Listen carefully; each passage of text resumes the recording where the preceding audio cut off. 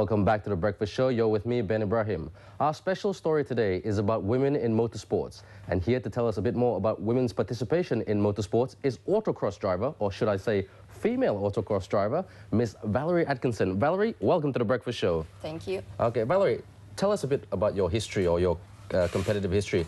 How long have you been competing in motorsports? I've been competing ever since I was 19. 19? So, yeah, so basically that makes it about 5 years now. Okay, showing your age there. You're still young, don't worry.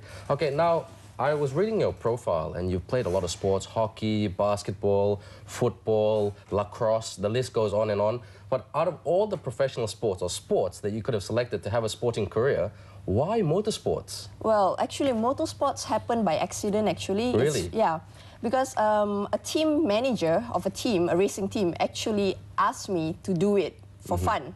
So I went into it for fun and all that. But at the end of the day, based on my performance and all that, he saw that I could perform. So ever since then, he actually asked me to hop on board. Right. Okay, so, well, I guess ever since then, everything just... everything just fell into place. It was history. Now, you're competing for about almost 6-7 years. Now, tell us a bit about your milestones that you've achieved in the sport, like some major trophies that you won, some tournaments that you won, some people that you've met.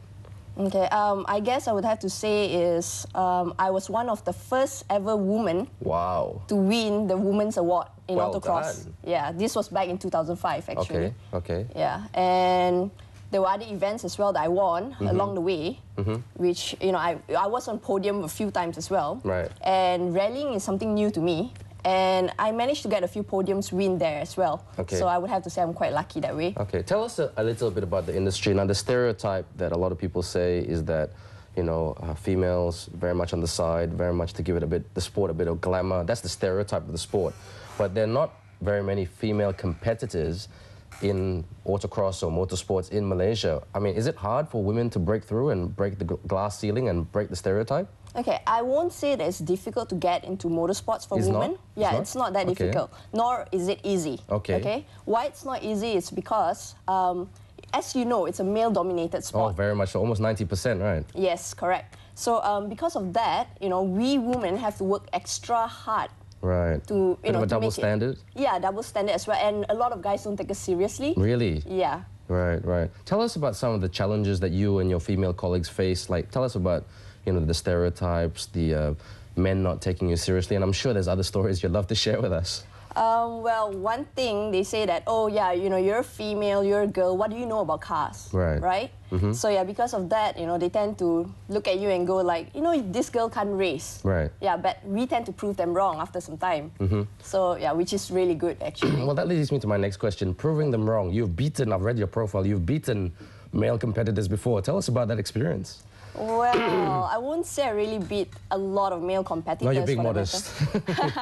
But yeah, anyway, it's quite fun, when you're better than them at times. I mean, it proves to men that, women are pretty, good in racing as well. It's not just a male sport anymore. It's a sport, isn't it? Yeah, it is. Now, you're racing in the autocross category. Can you sort of define for all our breakfast show viewers the difference between motorsports like single-seater racing that they see in television versus autocross is what you do and what we saw on the screens earlier? Okay, autocross is basically car park rally, okay, where there's a layout, there's cones and all that set up, and you have to attack it at the fastest time that you can. So it's a time attack base. Right. Yeah. Okay. Now, what's in terms of technicalities, the differences in terms of being in an autocross car and a single-seater car? Because in a single-seater car, I mean, I'm not an expert, correct me if I'm wrong, but you have very limited space to move around. But with an autocross car, it's a little bit more like a normal, a day-to-day vehicle where you have a bit more space, a bit more time.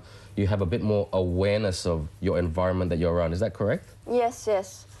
That's very correct about having, you need to be aware about your surroundings as well. I mean, I'm not saying that single-seaters, you do not have to be aware. You have to. In racing, basically, well, motorsports is actually a dangerous sport. Very dangerous sport. Yeah, it's very dangerous. I wouldn't be signing up anytime soon. Yeah, so because of that, no matter what, well, motorsports and driving, for that matter, and autocross, it actually teaches you how to be more alert and aware of your surroundings. Right. So when it comes to emergency situations, you know how to control your car.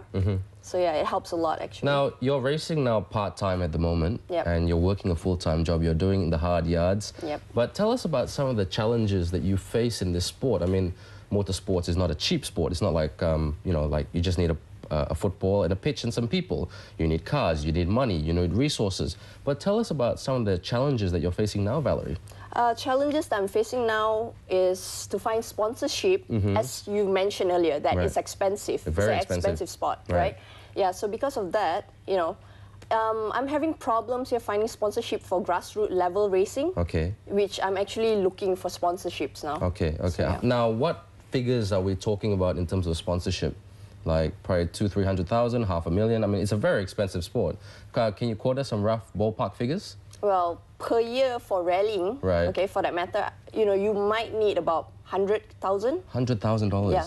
That's just mainly for the cars, logistics, or everything? for the car alone. For the car alone. What about logistics and travel time and you know, R&D and like the list goes on and on, I suppose, you know? Yeah, so plussing all up, you need maybe below 200,000. Right, right. And in this economically very sensitive and fragile time, is it very difficult to find a sponsor?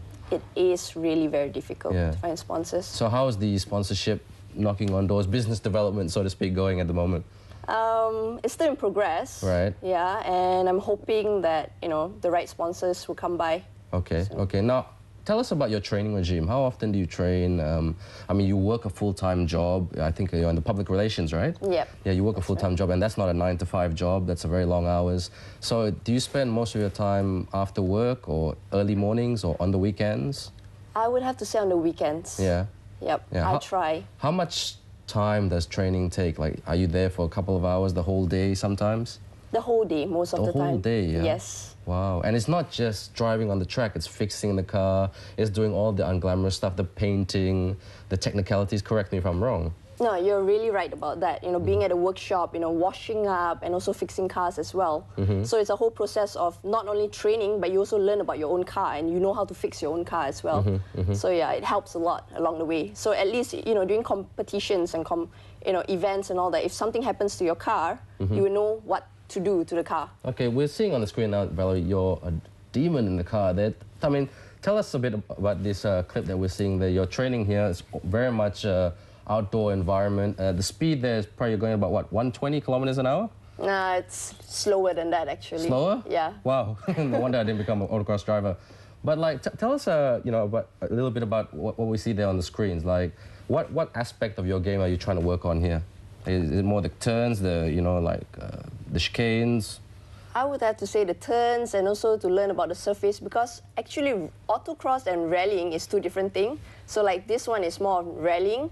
So yeah, you know, on rallying it's gravels. Most of the time it's gravels and a bit of tarmac. Right. So yeah, you need to learn a lot about the surface and all that and how to control the car as well. And this is a four-wheel drive car. Right. So basically, you know, the handling is totally different compared to a two-wheel drive car, which is either a front-wheel drive or rear-wheel drive. Okay, so, okay. Yeah. What, in terms of your game, like, in terms of drivers in general, what aspects of their game do they have to master in a track like that? Because that looks extremely difficult because, you know, the soil is wet, the rain, especially we're in monsoon season where it rains almost 24 hours a day. So tell us about some of the, you know, the challenges and the preparation that you go through for that.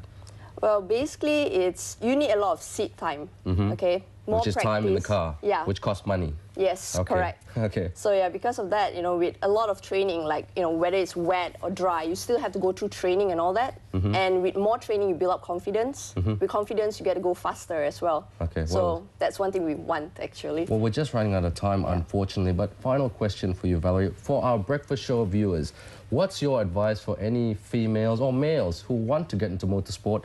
What's your advice for them? Because I'm sure everybody thinks, oh, it's so glamorous, it's so cool, I want to do it. But they don't know what the true sacrifice is that they have to go through. Okay, I would have to say that it's your passion, okay? If it's your passion and stuff, do not let anything hold you back from achieving your dreams and go all the way out. Just, you know, have fun, enjoy it, and just do it. Spoken like a true champion. Thank you very much. We look forward to having you on The Breakfast Show. All the best for your career. and hopefully a sponsor will come knocking very, very soon. Only on The Breakfast Show, ladies and gentlemen, Valerie Atkinson, motorsports queen, hopefully to represent Malaysia. Very, very proud. One day, one Malaysia. Okay, but now we're taking a short break. After this, we're going to talk about the 8th Islamic Fashion Festival, from motorsports to fashion festival, only here on The Breakfast Show, when Asha and Will return right after the commercial break.